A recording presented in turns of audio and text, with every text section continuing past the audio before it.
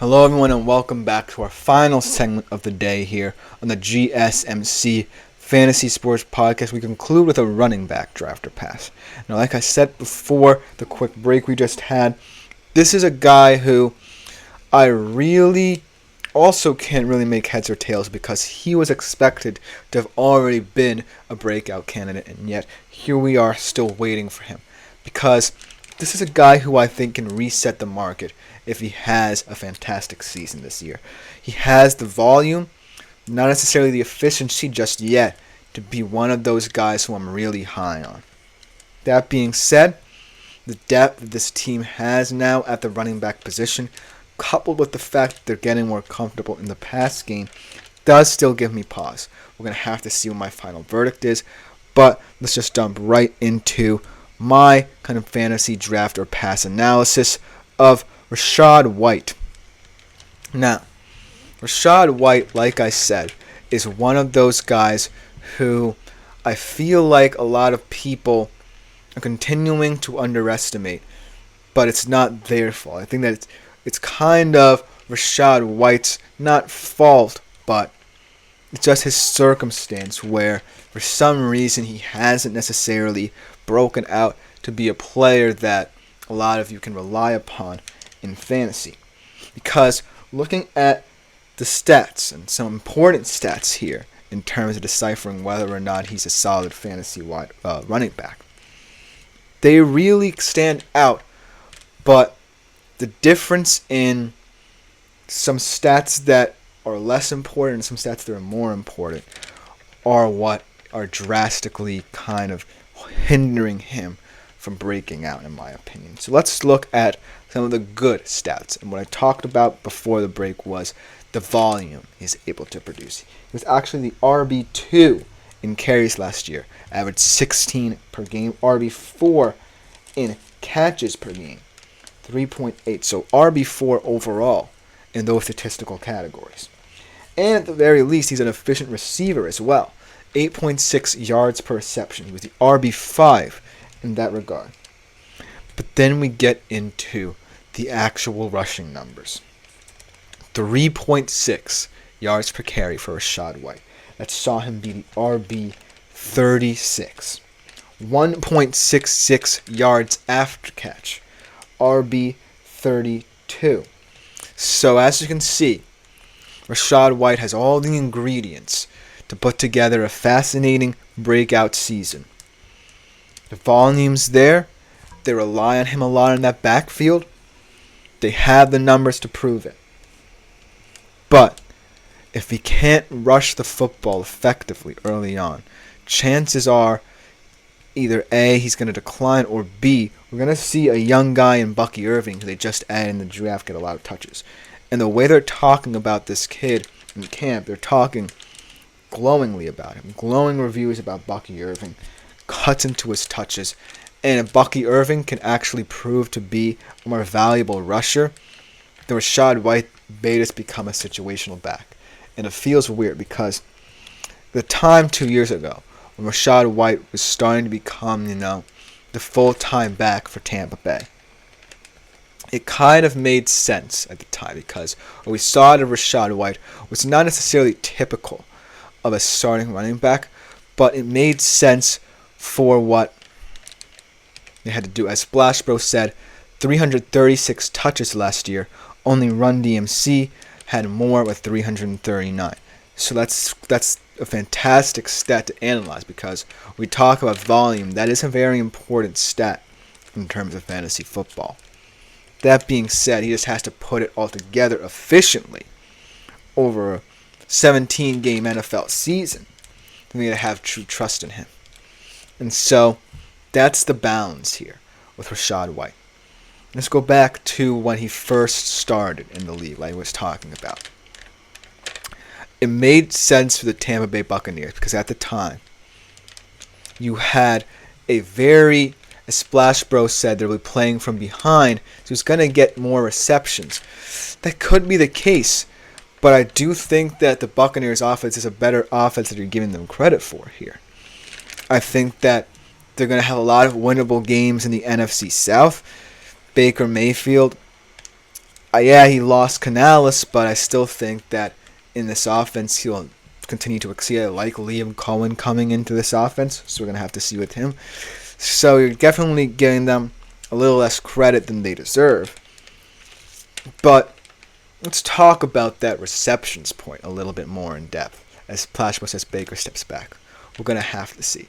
With Canales, he seemed like one of the better quarterbacks in the NFL. With Cohen, I don't know what the case is. I like Liam Cohen as a name. Worked with a lot of good passers, so we're going to have to see. Let's talk about how Rachaad White's role has grown and how, most importantly, it can help or hinder this team. Now, the reason why I didn't want to talk about Rachaad White's nascent stages as a Tampa Bay Buccaneer full-time back is because, obviously, when we first heard his name, he was playing with Tom Brady. And the Tampa Bay offense was very kind of timing-based. Tom Brady was a very metronomic presence, kept them on schedule, and Rachaad White was just a supplementary back. Now with Baker Mayfield, I think that even though, a large part of what they did was down to Dave Canales and down to what he could do with Baker Mayfield as the quote-unquote QB whisperer for him, I think a lot of it comes down to, Rachaad White being relied upon still as a situational back, but not making that much sense as a situational back or a supplementary back or whatever have you in that offense. Because Baker, in my opinion, stays more on schedule, out of schedule. Off-script plays are kind of Baker's MO when he has time to kind of create off-script. That's where he's best. And also in play action as well. So it all depends on what you think about how Rachaad White fits as well. Because in my humble opinion, Rachaad White in a timing-based offense makes a little sense. Because with the volume of targets and touches that he's receiving, it just makes more sense for him to be kind of a more physical back.